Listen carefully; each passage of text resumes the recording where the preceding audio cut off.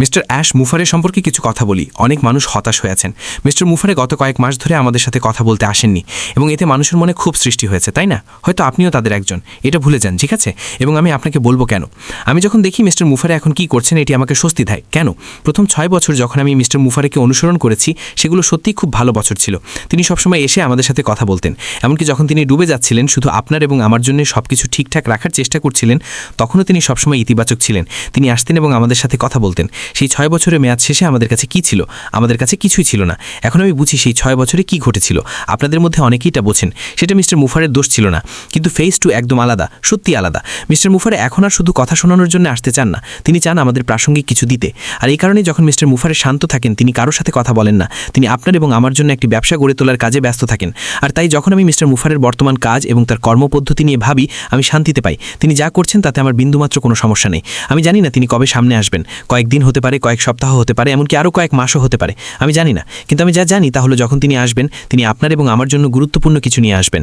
এটা ফেজ 1-এর মতো হবে না, যেখানে শুধু কথার কথা ছিল এবং শেষ পর্যন্ত আমরা কিছুই পাইনি। আমি আবারও বলছি, আমি বুঝি কেন তেমনটা হয়েছিল এবং আমি বুঝি তিনি কিসের মধ্য দিয়ে গিয়েছেন। সেটা মোটেও সুখকর বা ভালো ছিল না, কিন্তু সময়ের সাথে সাথে আপনার এবং আমার জন্য একটি বিকল্প পথ বের করার মতো যথেষ্ট বুদ্ধিমান তিনি ছিলেন।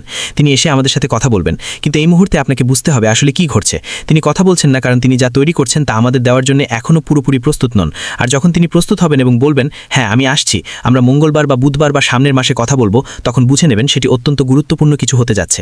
আমি কি জানি তিনি কি বলবেন? না, আমি জানি না। হাতে গোনা কয়েকজন মানুষ আছেন যারা মিস্টার মুফারের সাথে কথা বলেন। আমি তাদের একজন নই। তিনি যথেষ্ট ব্যস্ত, তার আমার সাথে কথা বলার প্রয়োজন নেই। আমি জানি তিনি কি করছেন। তার কাজ নিয়ে আমি স্বস্তিতে আছি, আমার মনের মধ্যে কোনো দ্বিধা নেই। তার আমার সাথে কথা বলার দরকার নেই। যখন তিনি সামনে আসবেন, আমি জানি তা তাৎপর্যপূর্ণ হবে, এটাই মূল কথা। তিনি কয়েকজন মানুষের সাথে কথা বলেন এবং সেটি ভালো কথা। আমি জানি তিনি তাদের সাথে ব্যবসা নিয়ে কথা বলেন না, ওটা সামাজিক আলাপচারিতা এবং সেটা চমৎকার।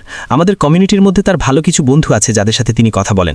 যখন তিনি এসে আপনার এবং আমার সাথে কথা বলবেন, তখন সেটি হবে আসল কিছু, সেটি হবে গুরুত্বপূর্ণ এবং আমার মনে হয় না আপনারা হতাশ হবেন।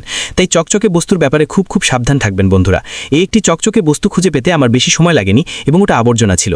অন্যদিকে মিস্টার মুফারে একদম সঠিক পথে আছেন। তিনি আপনার এবং আমার জন্য একটি ব্যবসা তৈরি করছেন এবং তিনি কোনো ফাঁকা কথা বলছেন না। যখন তিনি আসবেন, সেটি হবে আসল এবং গুরুত্বপূর্ণ।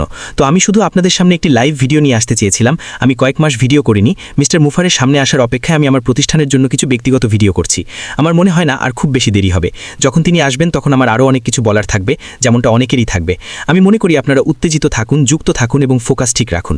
আমি মিস্টার মুফারের সাথে আমার লক্ষ্য স্থির করেছি এবং আমি নড়ছি না। কেন? কারণ মূল ধারণাটি পরিবর্তন হয়নি। আর মিস্টার মুফারে আমাদের সামনে যা নিয়ে আসতে যাচ্ছেন, তা দিয়ে যদি আমরা মানুষের জীবন পরিবর্তন করতে পারি, তবে আমি এতেই খুশি। আশা করি আপনারাও তাই। আজকের জন্য এটুকুই বন্ধুরা। আপনাদের সপ্তাহান্ত এবং সামনের সপ্তাহ খুব ভালো কাটুক। আমরা দেখব তিনি সামনের সপ্তাহে আসেন কিনা, কিন্তু যদি নাও আসেন তাতে সমস্যা নেই। তিনি কাজ করছেন এবং সেখান থেকে হ্যাঁ, আমরা ধৈর্য ধরব। আমরা মিস্টার মুফারের জন্য অপেক্ষা করব এবং যখন তিনি আসবেন, সেটি ভালো কিছুই হবে। এটুকুই। দিনটি ভালো কাটুক। আপনার সাথে সফলতার শীর্ষে দেখা হবে। বিদায়।